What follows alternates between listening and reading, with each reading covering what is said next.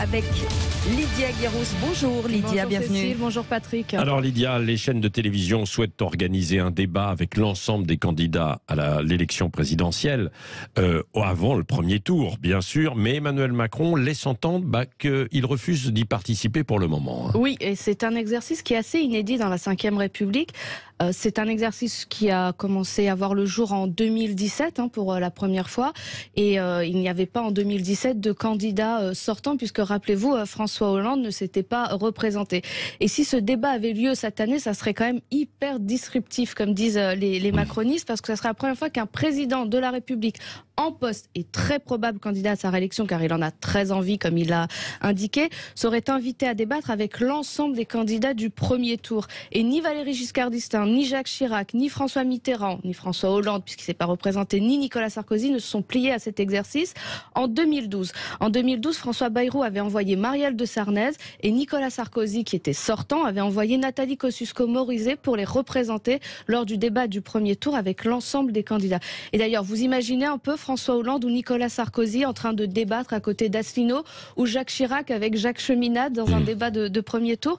Et puis vous imaginez le plateau là du premier tour avec 14 candidats pour le moment qui sont comptabilisés par les instituts de sondage, 14 qui auront probablement les 500 signatures, un temps de parole divisé par 14 voire 15 si Emmanuel Macron y participe. Ça va faire quand même très très court en temps de parole, et ça va être le festival des slogans et des formules choc pour pouvoir exister. Ouais. Bon, ça risque de faire un plateau animé.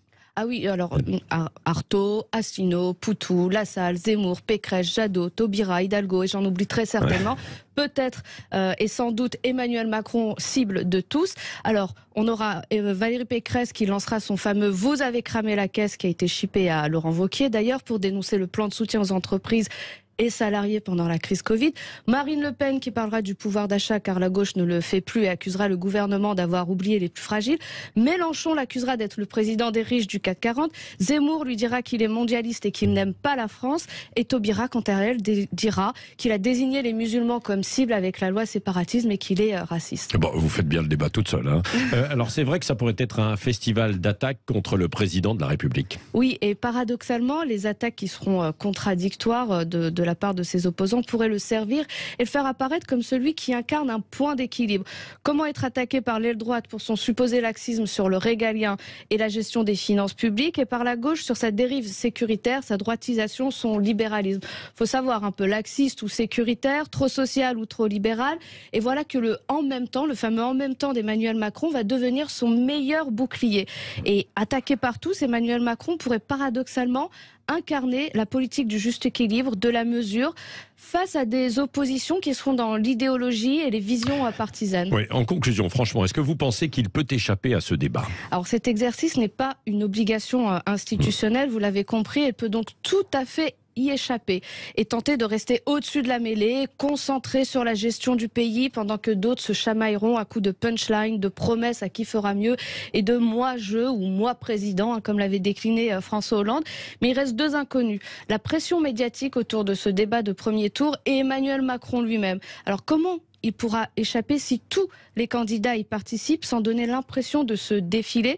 Et Emmanuel Macron, qui aime tellement les jeux de VF, il nous l'a montré avec les grands débats, lui qui aime tellement les défis, pourra-t-il vraiment s'empêcher de créer la surprise en se jetant dans l'arène, seul face à tous? Et s'il y va, les coups pleuvront, il a intérêt à sortir bien couvert, car il n'aura pas le temps de rendre tous les coups, les temps de parole seront extrêmement limités.